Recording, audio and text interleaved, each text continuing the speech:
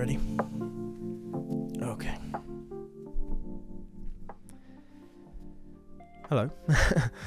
There is a big mistake that's being made in the world of crypto. I wanted to highlight it. And it's an issue that you have.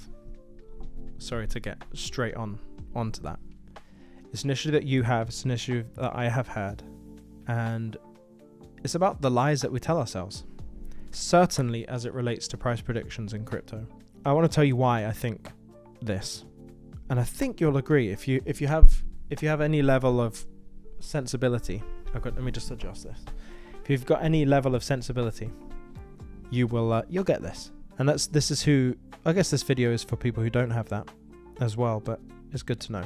There are stories we tell ourselves about price predictions that are unhealthy and not useful. One of those is, I know we're talking about XRP here, but every single cryptocurrency has this. I think it's just a human nature, human behavioral trait, and it becomes more exaggerated in an investing situation. And that is when you look at a price prediction for an asset, you look at the portfolio you have right now and calculate the growth that you stand to make or see in your portfolio based on that price prediction. Everyone has done that.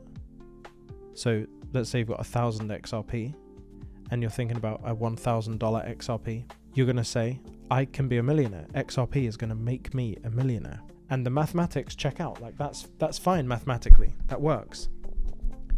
But it's not helpful. And it's not helpful because you're lying to yourself. When XRP, the token, reaches $1,000 per token, are you telling me that you're going to sell 100% of your assets at that moment and you're actually going to time it?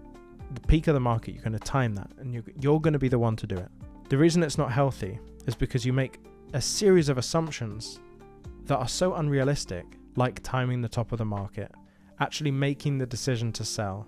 Like these are all things that people typically don't have much clarity on right now. But if you're calculating things like that and you have a behavior that continues to feed that type of thinking, the kind of irrational thinking, you end up as a worse person, a worse investor, because you keep telling yourself stories about how I'm going to be a millionaire, even if the reality of that situation is like you've assumed so much that you're going to do here, time the top of the market, actually have a plan to sell.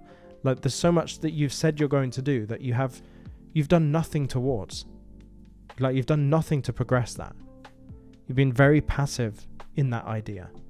Now there's loads said about being passive and taking action in that book over there. I tend to think that if you're passive and you don't put much effort in and you rely on luck, you're going to be ill prepared for what's coming. However, if you're someone in these last few years in this bear market, kind of waiting for XRP to move, you've been someone who's, you're building a business or you're improving yourself or you're working on something in the meantime, do not fall into that way of thinking about price predictions because you have so much potential with the way that you are already that you need to harness that energy and usefulness and potential into something actually productive in crypto. It is not productive to imagine big price predictions and hope that they happen. Not useful.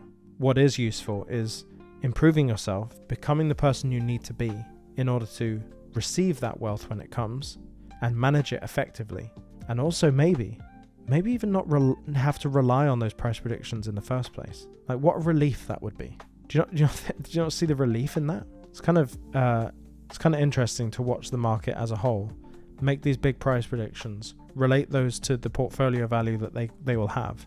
So what? Like what is the useful, actionable thing that you can take from that conversation or that way of thinking? Okay, I've got 10,000 XRP and it's going to go to 1,000. I'm going to have $10 million.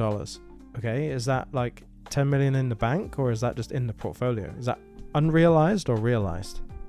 Most of the time, people haven't thought about a way for realizing profits. It's all unrealized. And if it's all unrealized, it's just sat there doing nothing and it's just a number on a screen. It's got to do something.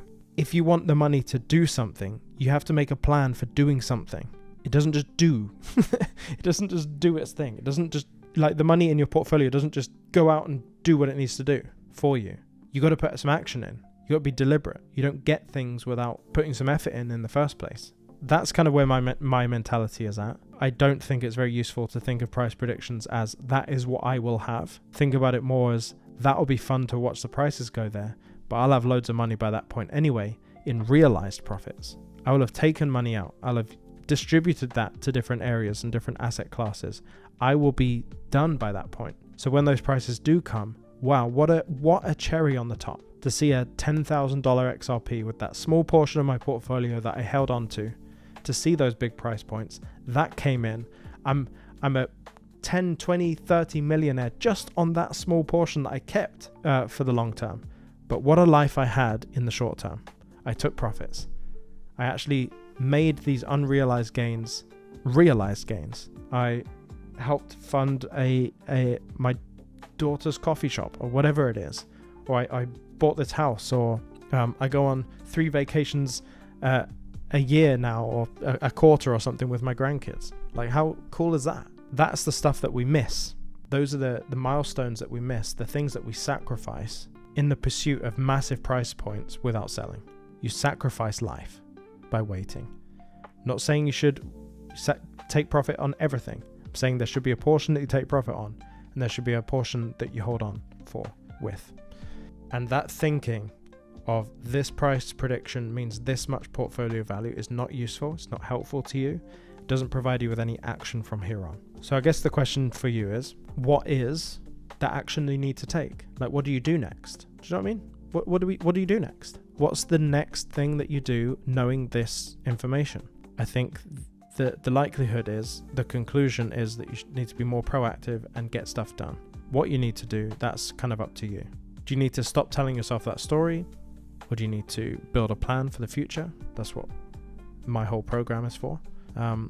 You got to decide that for yourself. But if you do want to talk with us and kind of expedite that process and make sure that happens before the bull run starts, and you've got a plan in place to take profit in crypto, then the link is in the description.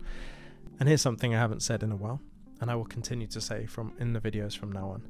Stay emotionless, and I'll see you in the next one.